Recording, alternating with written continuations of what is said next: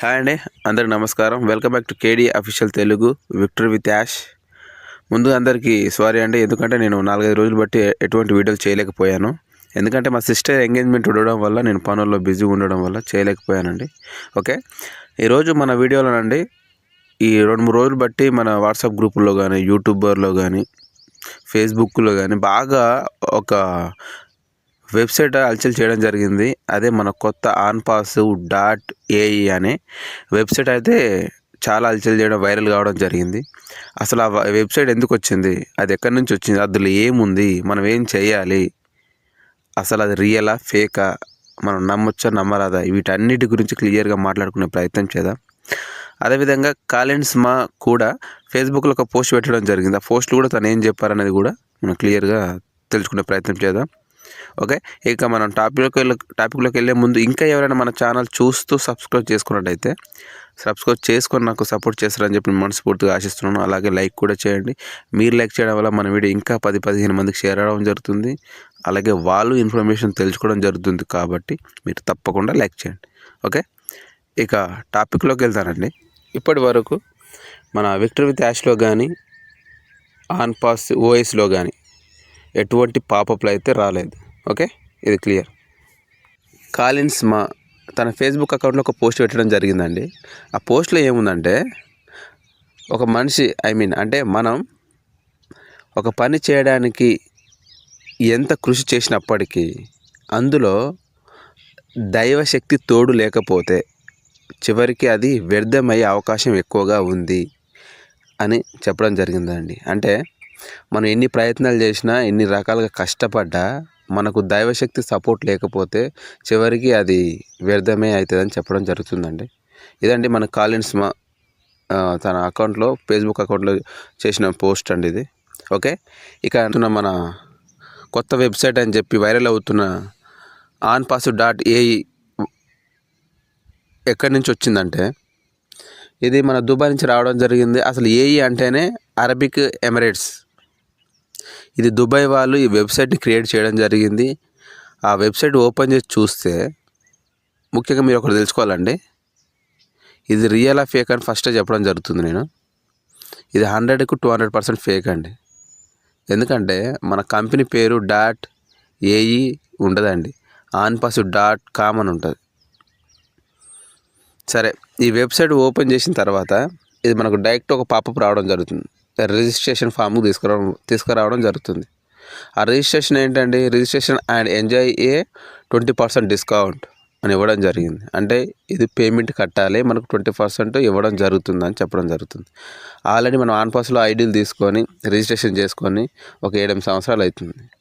మళ్ళీ కొత్తగా ఈ రిజిస్ట్రేషన్స్ ఇవ్వాల్సిన అవసరం ఏంటి అంటే, ఏంటంటే జస్ట్ ఏం లేదండి, ల్యాగ్ లేకుండా చెప్తున్నా.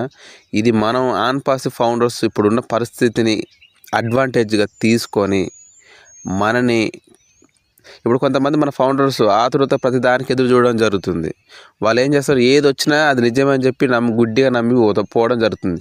అందులోకి వెళ్ళిన తర్వాత మనం బుగ్గ కావడం తప్పించి ఉండదు. ఎందుకంటే అది పేరు, మన లోగో మొత్తం సేమ్ టు సేమ్. కానీ వెబ్సైట్ కాడికి వచ్చేసరికి .ai అని పెట్టడం జరిగింది. అది పేమెంట్ రిజిస్ట్రేషన్ 20% డిస్కౌంట్ ఇవ్వడం కూడా జరుగుతుంది. సరే, లోపలికి వెళ్ళిన తర్వాత ఏమైనా ఉందంటే ఏం లేదు. అలా అన్నీ చూస్తే మన విక్టరీ విత్ యాష్కి సంబంధించినటువంటి అదేంటి, మన విక్టరీ విత్ యాష్ అంటే ఏంటి, లెర్నింగ్ ప్లాట్ఫామ్. అందులో పోయిన తర్వాత కూడా అలా లెర్నింగ్ సంబంధించిన విషయాలు ఉండడం జరిగింది. ఎలాంటి ప్రోడక్ట్ కానీ, ఎలాంటి అప్లికేషన్స్ కానీ ఏం లేవు. మన ఏఐ గురించి ఎలా తెలుసుకోవాలి, మన బిజినెస్ గురించి ఎలా తెలుసుకోవాలి, అది కూడా లెర్నింగ్ ప్లాట్ఫామ్ లెక్కన ఉండడం జరిగింది. ఎందుకంటే పేరు మన విక్టరీ విత్ యాష్లో ఉన్న లెర్నింగ్ పాయింట్లు అవి తీసుకొని ఇక్కడ onpass పేరు తీసుకొని ఒకటి కొత్త క్రియేట్ చేయడం జరిగింది. నాలాంటి వేరే లాంటి సరిగా ఆలోచించకుండా డైరెక్ట్ అలా రిజిస్ట్రేషన్ చేసుకొని మళ్ళీ పేమెంట్ కట్టి ఇలా నష్టపోవడం తప్పించి ఏమి ఉండదు. ఇంకోటి అబ్జర్వ్ చేయండి, ఇలా డీటెయిల్స్ అన్నీ మన onpass నిజంగా మన onpass అయి ఉంటే ఇందులో మన యాష్ ముబారక్ గారు ఉండాలి పేరు, సృష్టికర్త పేరు. ఇలా ఏముందండి, షేక్ మహమ్మద్ బిన్ రషీద్ ఆయన పేరు ఉంది. ఈ డీటెయిల్స్ అన్నీ ఫేకు. ఆ ఫోన్ నెంబర్ ఫేక్. ఆ ఫోన్ నెంబర్ కూడా నేను సెర్చ్ చేయలేదు, మన యూట్యూబర్లు కూడా చెప్పడం జరిగింది అది ఆస్ట్రేలియాకి సంబంధించిందో లేకపోతే సింగపూర్ సంబంధించిందో అని చెప్పడం జరిగింది.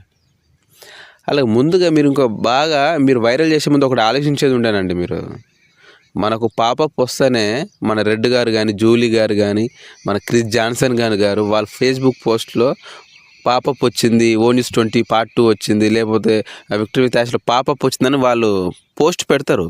మన ఎల్సీ మెంబర్స్ ఎక్కడైనా పోస్ట్ పెట్టంగా చూసిరా అండి అసలు మీరు? ఒకవేళ మన యాష్ ముఫారా గారు మనకి ఇన్ఫర్మేషన్ ఇయ్యడా మళ్ళీ వెబ్సైట్ తీసుకొస్తున్నా అని చెప్పేసి?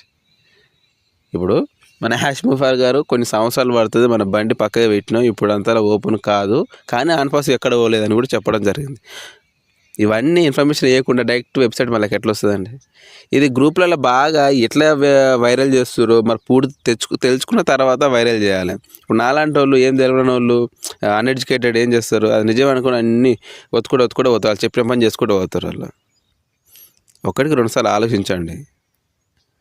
ఇలాంటి ఫేక్ వెబ్సైట్లని మీరు నమ్మకండి, ఇబ్బంది పడకండి. ఇది 100కు 200% ఫేక్. మన యాష్ ముఫారా గారి పేరు లేదు, మన కంపెనీ పేరు onpass.com, లేకపోతే AI పెట్టినా ఆలోచిద్దాం కొద్దిగా, కొంచెమైనా నమ్మశక్యంగా ఉంటున్నాం. ఎందుకంటే ఆల్రెడీ మన ఓమెయిల్ పేరు AI ఉంటుంది కదా, సరే అది లేదు. మరి మన ఎల్సీ మెంబర్స్ ఎక్కడా పోస్ట్ చేయలేదు, వాళ్ళు యూట్యూబ్ ఛానల్లో ఎక్కడా చెప్పలేదు.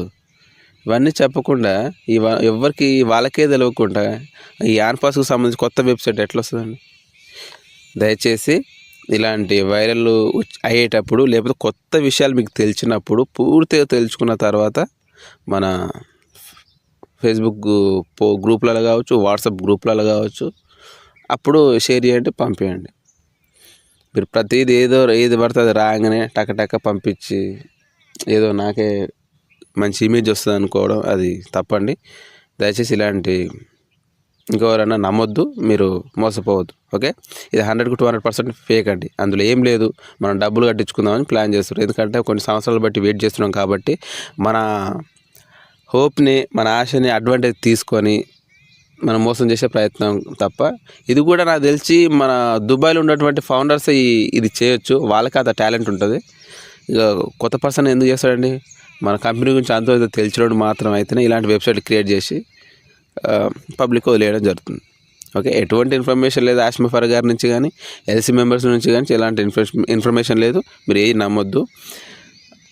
మన యాష్ ముఫారా గారు మరి విక్టరీ విత్ యాష్ గురించి, onpass.com గురించి, ఈ పాపప్ల గురించి మరి ఎప్పుడు తను లైవ్లోకి వస్తాడో, ఎప్పుడు చెప్తాడో మనం వేచి చూడాలి. అంత మించి ఏం లేదు. ఓకే, నేను చెప్పింది మీకు అర్థమైంది అనుకుంటున్నా. అర్థమైతే థ్యాంక్ యూ సో మచ్ అండి.